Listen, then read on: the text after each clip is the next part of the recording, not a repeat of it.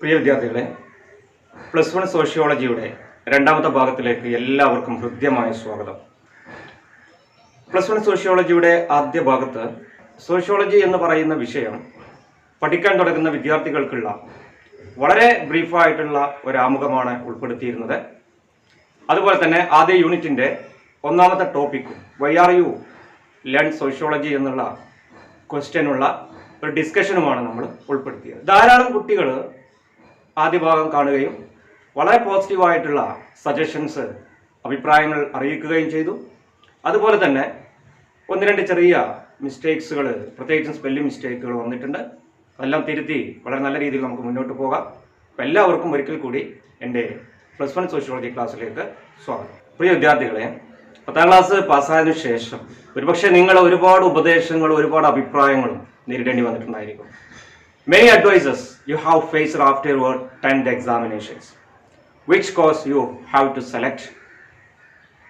ഏത് സ്ട്രീമിലേക്ക് പോകണം, ഏത് കോഴ്സ് എടുക്കണം, ഭാവിയിൽ എന്താവണം എന്നുള്ള കുടുംബത്തിൽ നിന്നും സുഹൃത്തുക്കളിൽ നിന്നും ഒരുപാട് ചോദ്യങ്ങളും ഉപദേശങ്ങളും കേട്ട് ഒരുപക്ഷെ നിങ്ങൾക്ക് തന്നെ വല്ലാത്തൊരു മനപ്രയാസം തോന്നിയിട്ടുണ്ടാവാം. Study hard and you will do well in life.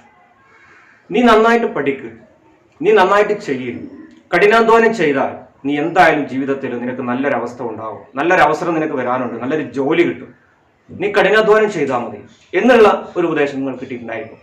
മറ്റൊന്ന്, if you do this subject or any other subject you will have be better chance of getting A good job in the future.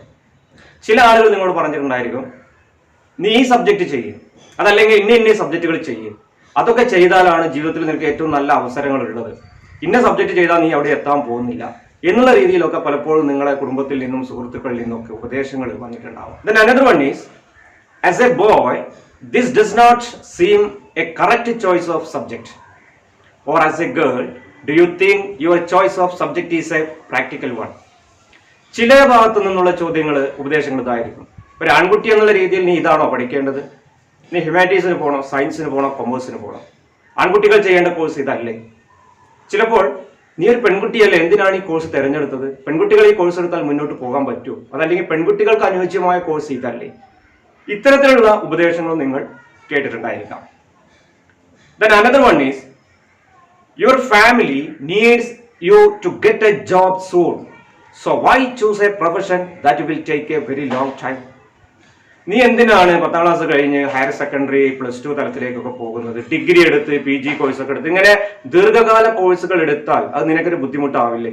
കാരണം നിന്റെ കുടുംബത്തിന് ഇപ്പോൾ അത്യാവശ്യം വേണ്ടൊരു ജോലിയാണ്. അപ്പൊ പെട്ടെന്ന് ജോലി കിട്ടുന്ന കോഴ്സ് ഏതാന്ന് വെച്ചാൽ അത് പഠിച്ചാൽ പോരെ എന്നുള്ള ഉപദേശങ്ങളും വന്നിട്ടുണ്ടായിരിക്കും. Then you will join your family business, so why do you wish to do this subject? നീ എന്തിനാണ് ഈ സബ്ജക്റ്റ് പഠിക്കുന്നത്? നിന്റെ അച്ഛന്റെ ജോലി ഇതല്ലേ, അല്ലെങ്കിൽ നിന്റെ കുടുംബത്തിന്റെ ജോലി ഇതല്ലേ? നീ അതിലേക്ക് പോയാൽ പോരെ, നിങ്ങൾ ബിസിനസ്സിൽ ജോയിൻ ചെയ്താൽ പോരെ? ഇന്ന ജോലിയല്ലേ നിങ്ങൾ ചെയ്യേണ്ടത്, പിന്നെ നീ എന്തിനാ അത് പഠിക്കുന്നത്? നീ ഇന്നാളുടെ മകനല്ലേ, ഇന്ന കുടുംബത്തിൽ നിന്ന് വരുന്നവരല്ലേ, നിങ്ങൾക്ക് ഇന്ന ബിസിനസ് അല്ലേ, നീ പോയിട്ട് ഇന്ന കോഴ്സൊക്കെ പഠിക്കണോ എന്നുള്ള ഒരു ഉപദേശം ഒരുപക്ഷെ നിങ്ങൾ ഫേസ് ചെയ്തിട്ടുണ്ടായിരിക്കാം. അപ്പൊ എന്തൊക്കെയാണ് പറഞ്ഞത്? ഒന്നാമതായിട്ട്, നന്നായി പഠിച്ചാൽ നിങ്ങൾക്ക് നല്ലൊരു ജീവിതം ഉണ്ടാകും. ചില പ്രത്യേക വിഷയങ്ങൾ എടുത്തു പഠിച്ചാലേ നല്ല ജോലി ലഭിക്കുകയുള്ളൂ. മൂന്നാമതായിട്ട്, ഈ വിഷയം ആൺകുട്ടികൾ പഠിക്കേണ്ടതല്ല, അല്ലെങ്കിൽ ഈ വിഷയം പെൺകുട്ടികൾക്ക് ചേർന്നതല്ല എന്നുള്ള ചോദ്യവും വന്നിട്ടുണ്ടായിരിക്കും. നിങ്ങൾക്ക് വളരെ വേഗത്തിൽ ഒരു ജോലി കിട്ടുക എന്നതാണ് നിങ്ങളുടെ കുടുംബത്തിന്റെ അവസ്ഥ. ഇപ്പോൾ നിങ്ങൾക്ക് പെട്ടെന്നൊരു ജോലി വേണം എന്നുള്ളതാണ്. അതുകൊണ്ട് നീ പഠിക്കണോ, ജോലിക്ക് പോകണോ, അത്ര പെട്ടെന്ന് ജോലി കിട്ടുന്ന കോഴ്സ് പഠിച്ചാൽ പോരെ?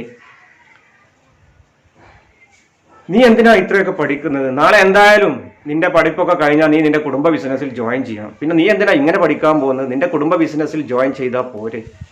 From these questions what do you understand? പ്രിയ വിദ്യാർത്ഥികളെ, ഇത്തരം ചോദ്യങ്ങൾ, ഉപദേശങ്ങളിൽ നിന്നും നിങ്ങൾ മനസ്സിലാക്കേണ്ടത് എന്താണ്?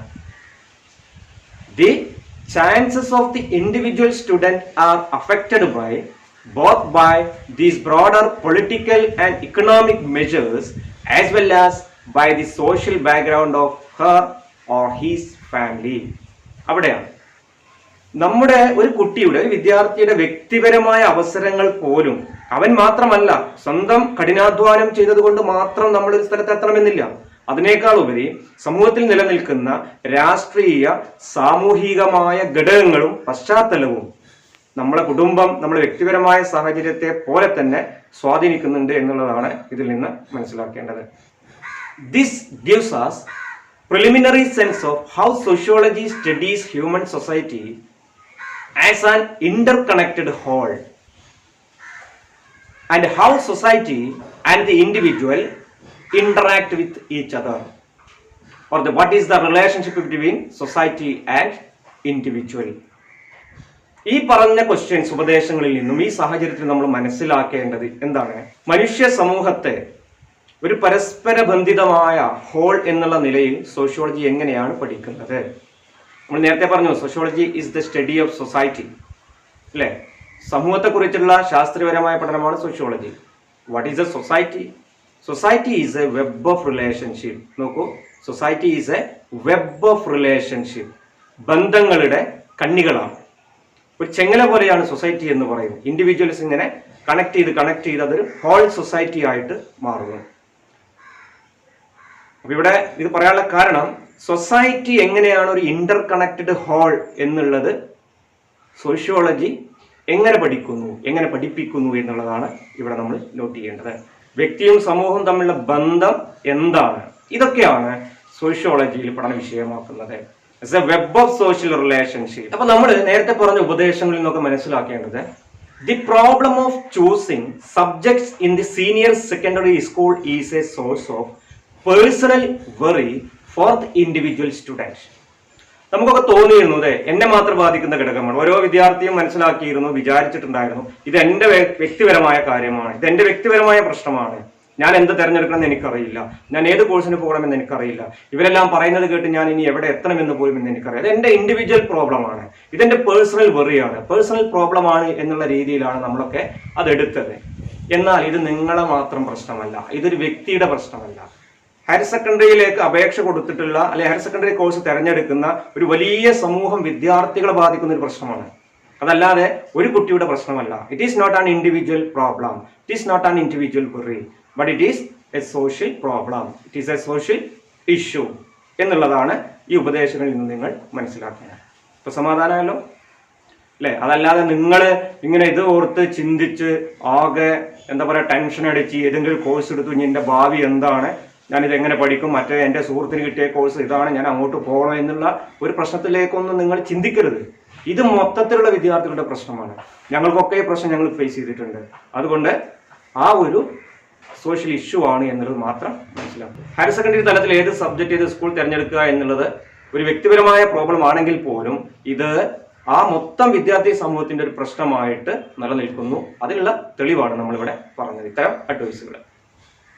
One of the tasks of sociology is to unravel the connection between a personal problem and a public issue.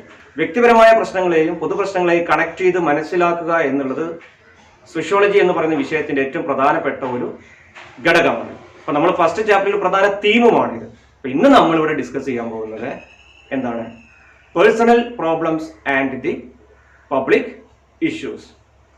പൊതുപ്രശ്നവും വ്യക്തിപരമായ പ്രശ്നവും തമ്മിലൊരു റിലേഷൻ ഉണ്ട്. വൈ? എന്തുകൊണ്ടാണ് നമ്മൾ പറഞ്ഞു society is a web of relationship. Society is the whole of the interaction between individual and group.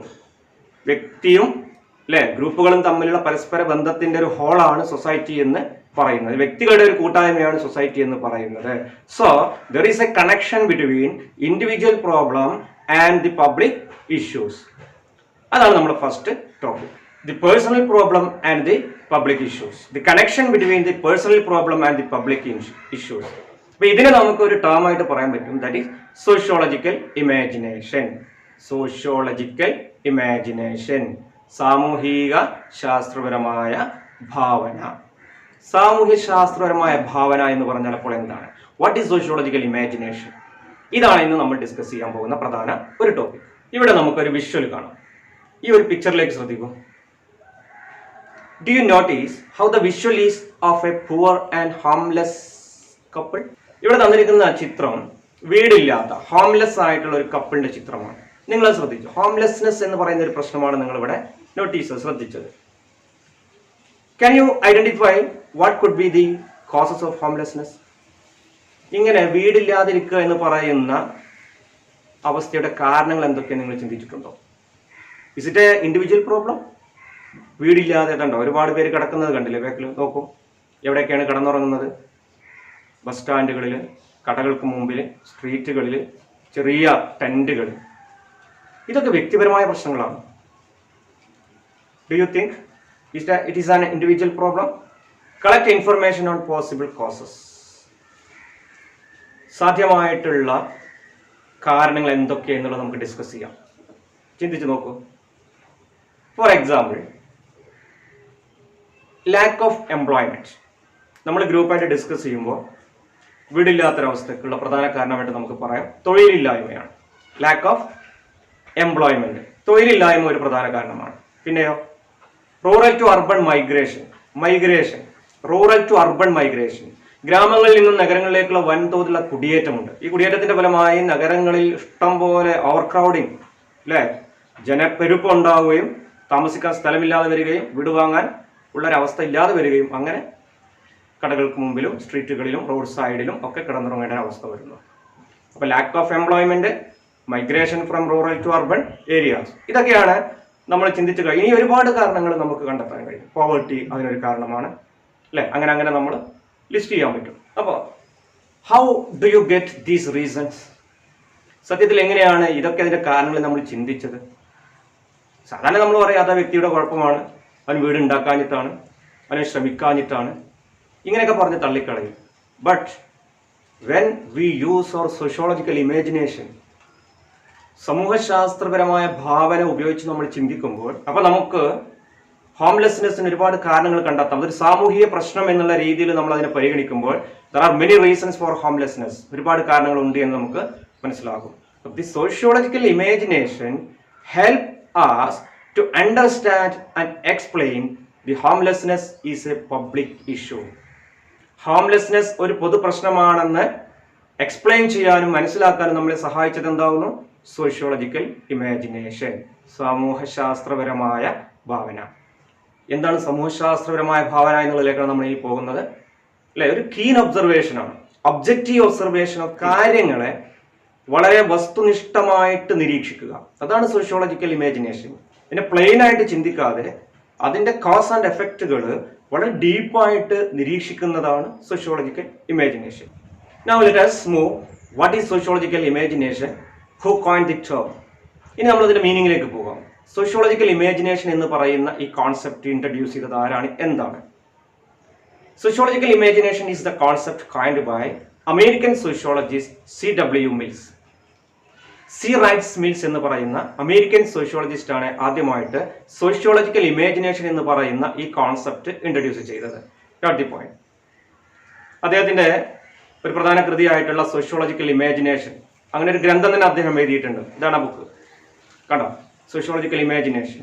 മറ്റൊരു കൃതിയാണ് white collar. അപ്പോൾ വൈറ്റ് കോളർ, സോഷ്യോളജിക്കൽ ഇമാജിനേഷൻ എന്നൊക്കെ പറയുന്ന പ്രസിദ്ധമായ കൃതികളുടെ ഉപജ്ഞാതാവായിട്ടുള്ള സി റൈറ്റ്സ് മില്ലാണ് സോഷ്യോളജിക്കൽ ഇമാജിനേഷൻ എന്നുള്ള കോൺസെപ്റ്റ് ഇൻട്രൊഡ്യൂസ് ചെയ്തത്. വ്യക്തിയും സമൂഹവും എങ്ങനെയാണ് വൈരുദ്ധ്യമായിട്ട് ബന്ധപ്പെട്ടിരിക്കുന്നത് എന്നുള്ളതാണ് എക്സ്പ്ലെയിൻ ചെയ്യുന്നത്. ഒന്നുകൂടെ വ്യക്തമാക്കിയിട്ട് പറഞ്ഞാൽ, it is A sociological vision of analysing the relationship between personal problems and social issues. ഇതാണ് വ്യക്തിപരമായ പ്രശ്നങ്ങളും സാമൂഹികപരമായ പ്രശ്നങ്ങളും തമ്മിലുള്ള ബന്ധം അപഗ്രഥിച്ചുകൊണ്ട് സോഷ്യോളജിക്കലായിട്ട് ഉള്ള ഒരു വീക്ഷണത്തിലൂടെ മനസ്സിലാക്കുന്നതിനെയാണ് സോഷ്യോളജിക്കൽ ഇമാജിനേഷൻ എന്ന് പറയുന്നത്. ക്ലിയർ ആണല്ലോ? Then what is the use of sociological imagination? How sociological imagination help us? സാമ്യശാസ്ത്ര ഭാവന നമ്മൾ എന്തിനാണ് സഹായിക്കുന്നത്? ശ്രദ്ധിക്കൂ. The sociological imagination enables us to grasp history and biography and the relations between the two within society. സമൂഹത്തിന്റെ ചരിത്രവും ജീവചരിത്രവും അല്ലെങ്കിൽ അവ തമ്മിലുള്ള ബന്ധവും മനസ്സിലാക്കുന്നതിനാണ് സോഷ്യോളജിക്കൽ ഇമാജിനേഷൻ നമ്മെ സഹായിക്കുന്നത്. Because the facts of contemporary history are also facts about success and the failure of individual men and women. കാരണം നമ്മുടെ സമകാലിക സമൂഹത്തിന്റെ ചരിത്രങ്ങൾ എന്ന് പറയുന്നത് പല വ്യക്തികളുടെയും വിജയത്തിന്റെയും പരാജയത്തിന്റെയും ചരിത്രം ഉൾക്കൊള്ളുന്നതാണ്. സമൂഹത്തിന്റെ യഥാർത്ഥ ചരിത്രം മനസ്സിലാക്കണമെങ്കിൽ നമ്മൾ പല വ്യക്തികളുടെയും ജീവചരിത്രം മനസ്സിലാക്കേണ്ടതുണ്ട്, പല വ്യക്തികളുടെയും ചരിത്രം മനസ്സിലാക്കേണ്ടതുണ്ട്. കാരണം സമൂഹത്തിന്റെ ചരിത്രം എന്ന് പറയുന്നത് പല വ്യക്തികളുടെയും, അത് സ്ത്രീയായാലും പുരുഷനായാലും, അവരുടെ വിജയത്തിന്റെയും പരാജയത്തിന്റെയും ഫാക്റ്റുകളാണ്. ഈ ഫാക്റ്റുകൾ നമ്മൾ മനസ്സിലാക്കണമെങ്കിൽ we have to learn the history and biography of these persons or these events. So sociological imagination help us. അങ്ങനെയാണ് നമ്മളെ സോഷ്യോളജിക്കൽ ഇമാജിനേഷൻ സഹായിക്കുന്നത്.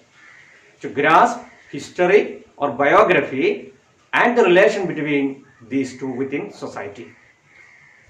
കാരണം neither the life of an individual nor the history of a society can be understood without understanding both എന്നുള്ളതാണ്. Sociological ഇമാജിനേഷനിലൂടെ മാത്രമേ പരിപൂർണമായിട്ടുള്ള വിവരം നമുക്ക് ലഭിക്കുകയുള്ളൂ എന്നാണ് C.W. Mills പറയുന്നത്. Then here C. Mills gives us some examples, some instance of sociological imagination, how some public issues affected individually. സാമൂഹികമായ പ്രശ്നങ്ങൾ എങ്ങനെയാണ് വ്യക്തികളെ സ്വാധീനിക്കുന്നത്, എങ്ങനെയാണ് വ്യക്തികളിൽ അത് മാറ്റങ്ങൾ ഉണ്ടാക്കുന്നത് എന്നുള്ള എക്സാമ്പിൾസ് ആണ്. ഏതൊക്കെ എക്സാമ്പിൾസ് നമുക്ക് പരിശോധിക്കാം. When a society is industrialized, a peasant become a worker, a feudal lord is liquidated or become a businessman. അതേപോലെ ഒരു എക്സാമ്പിൾ ആണ്, ഒരു സമൂഹം വ്യവസായികവൽക്കരിക്കപ്പെടുമ്പോൾ, ഇപ്പൊ ഒരു ഗ്രാമീണ സമൂഹം അല്ലെ, അത് വ്യവസായികവൽക്കരിക്കപ്പെടുമ്പോൾ അതെങ്ങനെയാണ് വ്യക്തികളെ സ്വാധീനിക്കുന്നത് നോക്കാം. ഒരു പെസന്റ് ബിക്കം എ വർക്കർ, ഒരു സാധാരണ ചെറുകിട കർഷകൻ ചിലപ്പോൾ ഒരു ജോലിക്കാരനായിട്ട് മാറാം.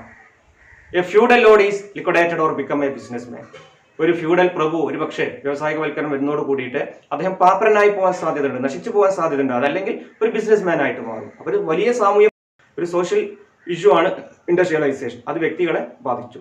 Then another example, when classes rise or fall, a man is employed or unemployed. പുതിയ വർഗ്ഗങ്ങൾ ഉയരുമ്പോഴും താഴുമ്പോഴും, ഇപ്പൊ മുതലാളി വർഗ്ഗം വന്നപ്പോൾ എന്ത് സംഭവിച്ചു അല്ലെ, അങ്ങനെ ക്ലാസ്സുകൾ ഉണ്ടാകുന്ന മാറ്റങ്ങൾ ഒരു വ്യക്തിയുടെ തൊഴിൽ നഷ്ടപ്പെടാനും പുതിയ വ്യക്തികൾ തൊഴിൽ ലഭിക്കാനുള്ള സാധ്യത ഉണ്ടാക്കുന്നു. വ്യക്തികളെ അത് സ്വാധീനിക്കുന്നു.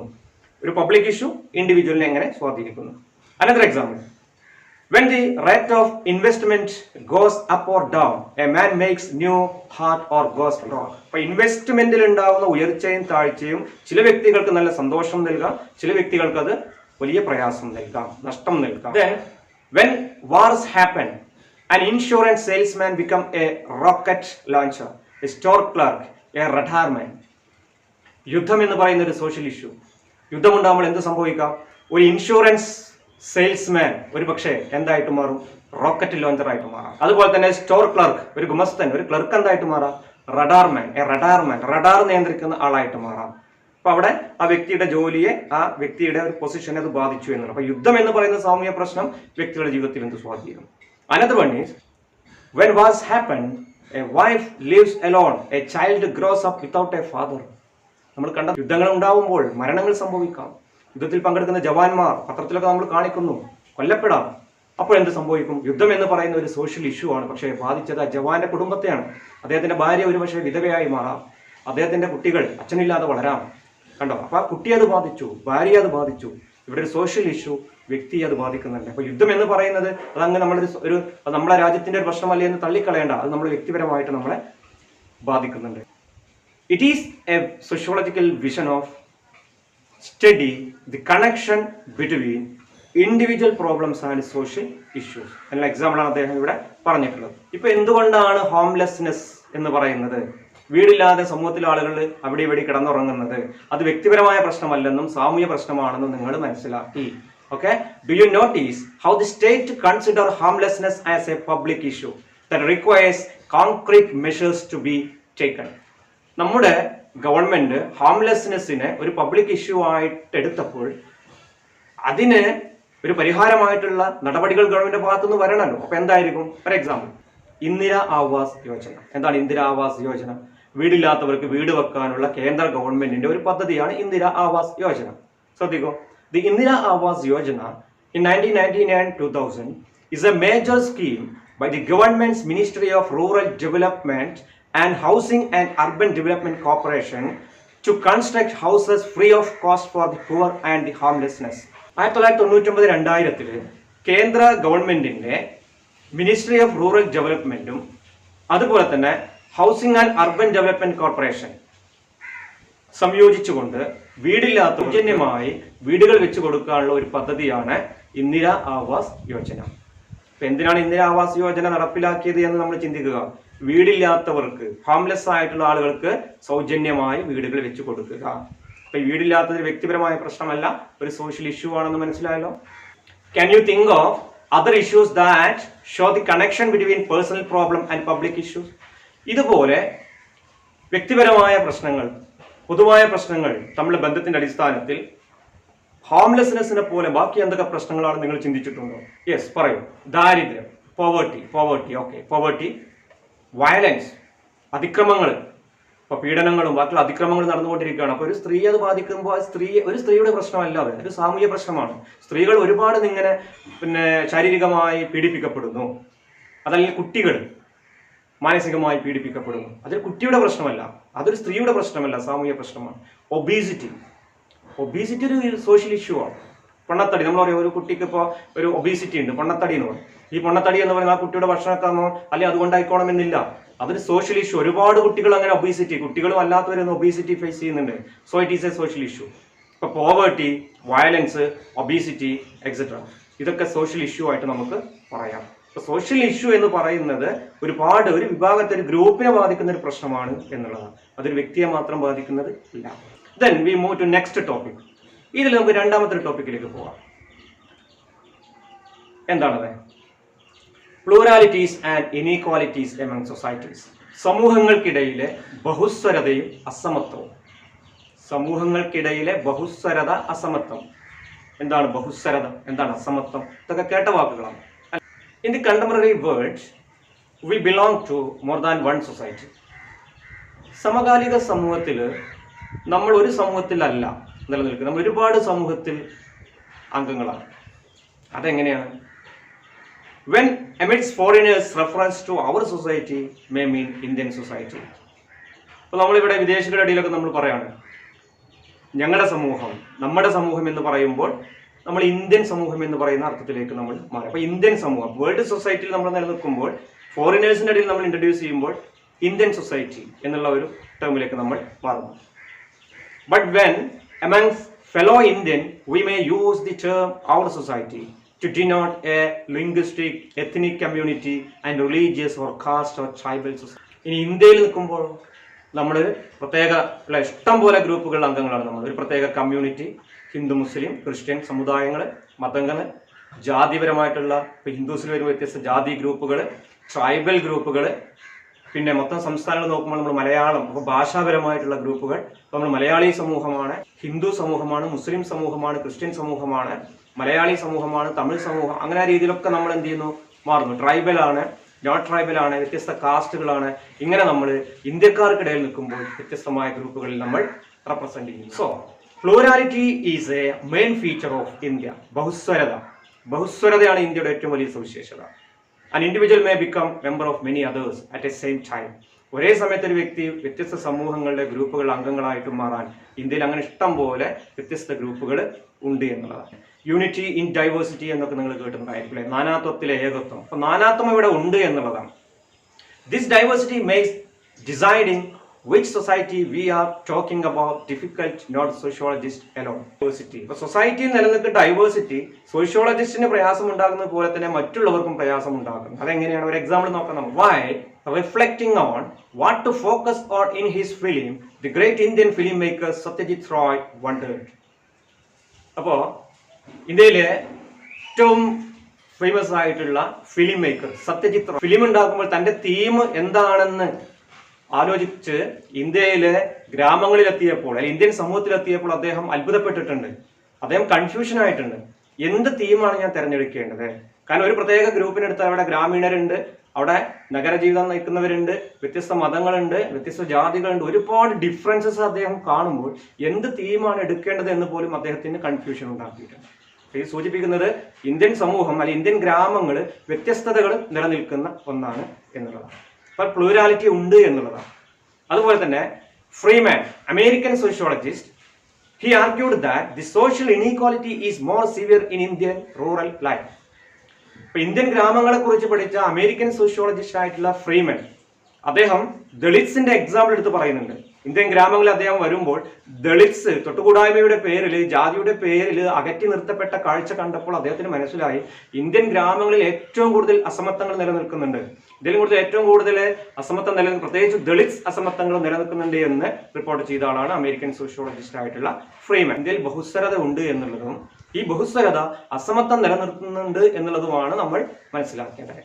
ഫേമസ് ഇക്കണോമിസ്റ്റ് അമർത്യ സെൻ, അല്ലെ, അമർത്യ സെൻ നിങ്ങൾ കേട്ടിട്ടുണ്ടായിരിക്കും. ഇക്കണോമിസ്റ്റിൽ നൊബേൽ പ്രൈസ് വാങ്ങിയ ആളാണ് 1998. അമർത്യ സെന്റെ ഒരു പ്രധാന കോട്ടിംഗ് ഉണ്ട്. A quote from Amartya Sen perhaps illustrates well how inequality is central to differences among societies. ബഹുസ്വരതയാണ് അസമത്വത്തിന്റെ പ്രധാന കാരണം. ബഹുസ്വരത നിലനിൽക്കുമ്പോൾ അസമത്വവും ഉണ്ടാകും. Inequality is central feature of plurality of differences. ബഹുസ്വരതയുടെ കേന്ദ്ര സവിശേഷതയാണ് അസമത്വമെന്ന് അമർത്യ സെൻ സമർത്ഥിക്കുന്നു. India is a plural society, so there exist inequality. ബഹുസ്വരതയുള്ള ഒരു സമൂഹത്തിൽ അസമത്വവും നിലനിൽക്കുമെന്നുള്ളതാണ്. അപ്പൊ അമർത്യ സെന്റെ ഈ കോട്ട് മനസ്സിലാക്കി വെക്കുക. So Amartya Sen explains the inequality in India. എങ്ങനെയാണ് ഇന്ത്യയിൽ അസമത്വം നിലനിൽക്കുന്നത് എന്ന് അദ്ദേഹം ചൂണ്ടിക്കാണിക്കുന്ന ഉദാഹരണങ്ങൾ നോക്കുക. Some Indians are rich, most are not. ഇന്ത്യയിലെ കുറെ ഇന്ത്യക്കാര് ധനാഢ്യരാണ്, എന്നാൽ പലരും ധനാഢ്യരല്ല. Some are very well educated, others are illiterate. ഇന്ത്യയിൽ ഒരുപാട് ആളുകൾ സാക്ഷരത നേടിയ ആളുകളാണ്, എന്നാൽ കുറെ പേർ നിരക്ഷരരായിട്ടുള്ള ആളുകളും ഉണ്ട്. Some lead easy lives on luxury, others toil hard for little reward. ഇന്ത്യയിലെ ഒരുപാട് ആളുകൾ ലക്സറി ലൈഫ് നയിക്കുന്നവരാണ്, എന്നാൽ പല ആളുകളും ദൈനംദിന ജീവിതം മുന്നോട്ട് പോകാൻ കഷ്ടപ്പെടുന്നവരാണ്, കഠിനാധ്വാനം ചെയ്ത് പ്രയാസപ്പെടുന്നവരാണ് എന്നുള്ളതാണ്. Some are politically powerful, others cannot influence anything. കുറെ പേര് രാഷ്ട്രീയപരമായിട്ട് സ്വാധീനമുള്ളവരാണ്, എന്നാൽ പലരും രാഷ്ട്രീയപരമായ മറ്റൊരു സ്വാധീനവും ഇല്ലാത്ത വിഭാഗം ഇന്ത്യയിലുണ്ട്. Some have great opportunities, otherwise some others last it. ഒരുപാട് പേർക്ക് ജോലിയും മറ്റു മേഖലയിൽ ഒരുപാട് അവസരങ്ങളുണ്ട്, എന്നാൽ പലർക്കും തീരെ അവസരമില്ലാത്ത ആളുകളും ഇന്ത്യയിലുണ്ട്. Some are treated with well respect, many others are ill treated. ഒരുപാട് പേര് വളരെ ബഹുമതിയോടുകൂടിയും വളരെ സ്റ്റാറ്റസോടുകൂടിയും ജീവിക്കുന്നു, എന്നാൽ പലരും വളരെ താഴ്ന്ന സ്റ്റാറ്റസിൽ ഒരു ബഹുമതിയും ഇല്ലാതെ ജീവിക്കുന്ന ആളുകളും ഉണ്ട്. These are different kinds of inequality and each of them requires serious attention. മുകളിൽ പറഞ്ഞ പലതും ഇന്ത്യൻ സമൂഹത്തിൽ സീരിയസ് ആയിട്ടുള്ള ശ്രദ്ധ ചെലുത്തേണ്ടതുണ്ട് എന്നാണ് അദ്ദേഹം പറയുന്നത്. ഇന്ന് നമ്മൾ 2 ടോപ്പിക്കുകളാണ് നമ്മൾ ഇവിടെ ഡിസ്കസ് ചെയ്തത്. ഒന്ന് സോഷ്യോളജിക്കൽ ഇമാജിനേഷൻ, CW മിൽസ് ആണ് അത് ഇൻട്രൊഡ്യൂസ് ചെയ്തത്. മറ്റൊന്ന് പ്ലൂരാലിറ്റി ആൻഡ് ഇനീക്വാലിറ്റി, സമൂഹത്തിലെ ബഹുസ്വരതയും അസമത്വവും. അവിടെ അമർത്യ സെന്റെ ഒക്കെ കോട്ടിംഗ് നോട്ട് ചെയ്യേണ്ടതാണ്. ഓക്കെ, അപ്പോൾ ഇതിലെ ആക്ടിവിറ്റീസ് ഒക്കെ ശ്രദ്ധിക്കുക, പ്രധാനപ്പെട്ട പോയിന്റ്സ് ഒക്കെ വിടാതെ നോട്ട്സ് ഒക്കെ പ്രിപ്പയർ ചെയ്യാം. Okay, thank you.